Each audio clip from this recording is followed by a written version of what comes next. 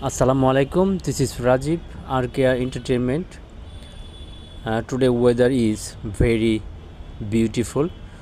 দেখুন বিকেলের আকাশটা আসলে কি পরিমাণ সুন্দর হয়েছিল। এক পাশে মেঘ আর এক পাশে রোদ, দুটি মিলিয়ে আসলে খুবই চমৎকার একটি ওয়েদার। এটা হচ্ছে ঢাকার নাবিস্কো এরিয়া থেকে নেয়া।